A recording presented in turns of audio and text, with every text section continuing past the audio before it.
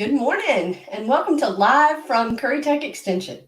My name's Cameron Lowe and I'm Currituck County's Extension Director. And on today's episode of Live from Currituck Extension, I want to share with you guys an update on operations of Cooperative Extension here in Currituck County during Phase 2 and what you can expect from us going forward, including when we can resume face-to-face programming. Before we begin, I want you to make sure that you subscribe to our channel, if you will, and click the bell so that you can receive notifications anytime we post new videos or go live. I just want to let you know, too, if you've got questions during our class, you can type them in the chat box, and we'll answer those as we go. And if you're watching the recording of this class and you have questions, email us or call us, and our contact information can be found in the video description. So let's jump right in. First of all, I just have to say that while none of us would have chosen to operate in the way that we have over the last 8 to 9 weeks, we at Cooperative Extension have learned some very, very valuable lessons. And some of those lessons we intend to carry forward and use to improve our overall operations and give you, our public, increased opportunities. And so I want to just give you an overview of what that's going to look like. So first things first, let's look at consultations. So currently, we're transitioning staff back into the office. And throughout Phase 2, our office will remain closed for public access, but staff will be able to meet with clients on an appointment basis. Those meetings will not occur in individual offices, but will be occurring in larger meeting rooms so that distancing guidelines can be met and that we can properly sanitize between each meeting. Staff are also available as of now to conduct field visits or on-farm or home horticulture consultations.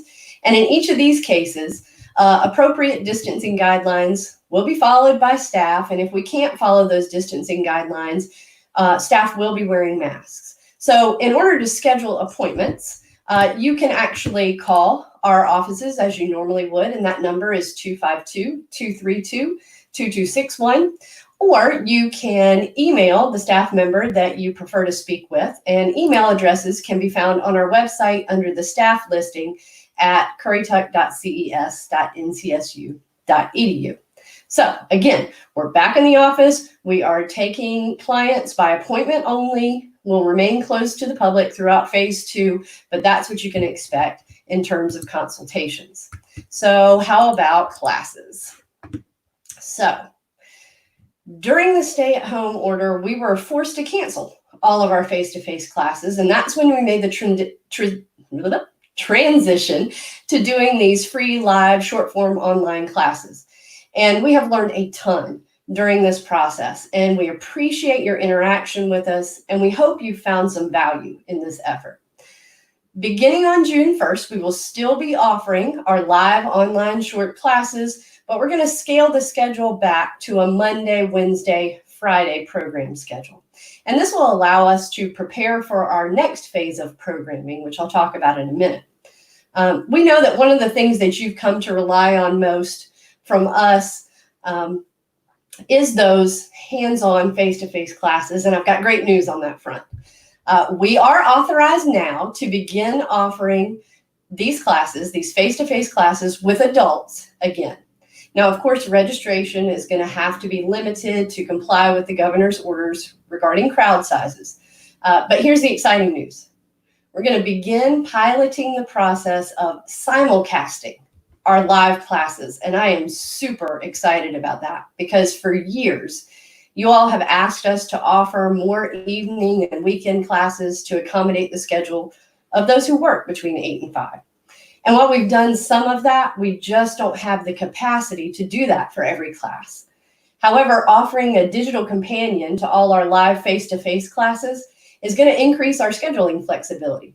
And what that means for you is that you'll have the option of registering for the live class or the live online version, which you can attend as it occurs, or you can view that recording at a time that's more convenient to you later on, thereby accommodating your working schedule. So we're super excited about that.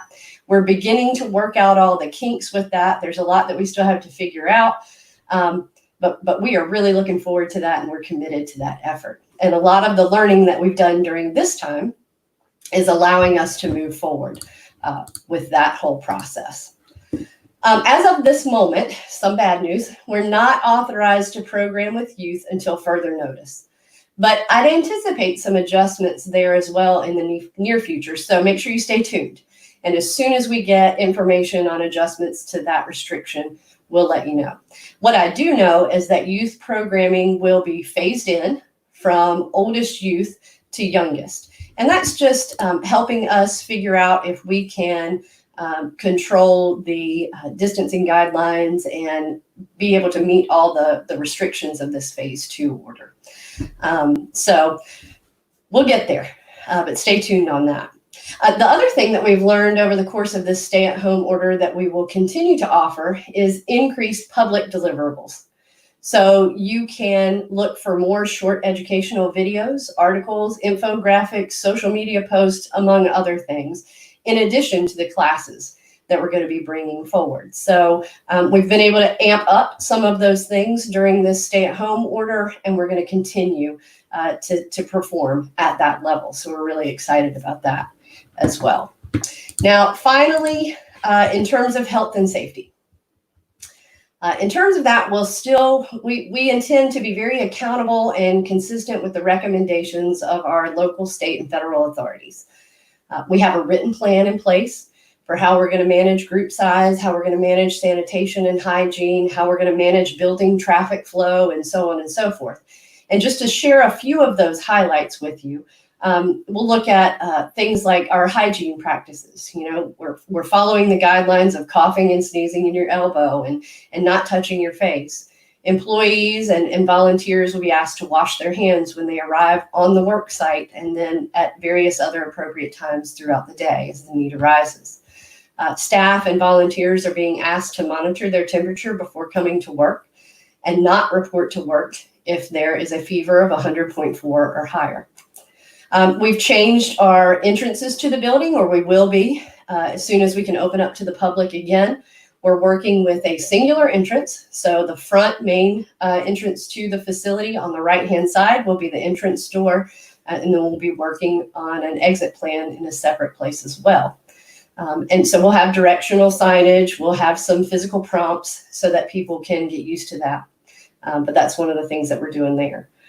Internal to the building, our internal doorways, commonly used ones will be propped open so that we're limiting touching surfaces. So classroom doors, hallway doors, things like that. We'll be sanitizing surfaces after each use, sanitizing between meetings. We've moved the location of our paper towels so that when you wash your hands, they're accessible right there and you can use them to turn the water and the light switch off before going to the trash can and things like that. Of course, we'll do a thorough sanitation at the close of each day and the beginning of each day. So we'll be making sure that those surfaces are clean. In terms of physical distancing, again, we are only meeting clients by appointment only right now, and we're not meeting in those personal offices. We're meeting in the larger spaces so that we can maintain those distances. We've reduced the capacity of all of our rooms to 50% or what's required by the governor's orders. So we have removed some of the furnishings to maintain that separation and be accountable to the cap sizes of group gatherings. Again, in the office, if we can't maintain that physical distance when working with our clientele, we have face masks that we'll be wearing if those things are a problem. Same thing on field visits. So staff is authorized to travel and do field visits. They'll be working with that physical distancing. And again, if that's not possible, staff will have face masks that they can wear on site visits as well. All staff has been trained on these procedures. Volunteers, before we can move forward with volunteers conducting any programs, they will be trained on these procedures as well. One other thing that we're doing just to track, just in case we need to do contact tracing or anything of that sort, is we are asking folks to sign in and out of the building. And you can do that via a QR code that's actually posted right there on the front of the building. Very simple, name, email, and what time you got there. Or you can see one of our staff members and they can help you sign in and sign out. Again, unfortunately, we cannot conduct any programming for the youth audience under the age of 18 at this time until we're authorized by Extension Administration to move forward with that. But I hope that we'll get there a little sooner than we had anticipated. I just don't have any information on that at this time. As of right now, just like everywhere else, internally inside our groups are limited to 10 individuals or less, and that includes instructors and volunteers as well. We're taking steps to make sure that there's no shared educational materials or equipment, and that everybody has their own set of tools that they're going to be using for whatever classes it is that we'll be teaching. So we're going to be kind of working over that over the next several weeks and figuring out how we're going to operationalize that plan. One of the things that I know we're doing is scheduling the building such that there's no overlap of user groups. And that's so that we can maintain that traffic flow. We can be careful about the traffic flow in the hallways, and so that we can sanitize in between each group. So in addition to reducing that room capacity, we're making sure that we're very strategic about our scheduling. So again, if you've got questions, if you've got comments, drop them in the chat box. I'd be happy to answer those for you, or shoot me an email or give me a phone call, and that information can be found on our website, which is linked in the description of this video. I do hope that you feel confident in what we're trying to do to protect our clientele and to be very respectful and responsive to the limitations that we've been asked to follow. Truly, we are excited about everything that we have learned during this process, and we're really excited to move forward and put those new practices in place that are going to make our efforts even stronger than they were before this pandemic. And so unless you have any questions or comments, that's really it for today's episode of Live from Currituck Extension. Like I said, I'm super excited for what the future holds, and I can't wait to release all those things to you guys and see some of you in person. If you've got questions, like I said, reach out to us via social media, online, email, call us. Make sure you subscribe to our channel and click that bell to receive notifications. That's where we'll provide the most up-to-date educational information, and we'll actually be using the YouTube channel quite a bit more than we were pre-pandemic. There in the description below are links to our social media, and there's a link to an evaluation. So if you've got comments, concerns about any of the practices that we're putting into place, fill out that evaluation for us, and there's some space for you to comment there.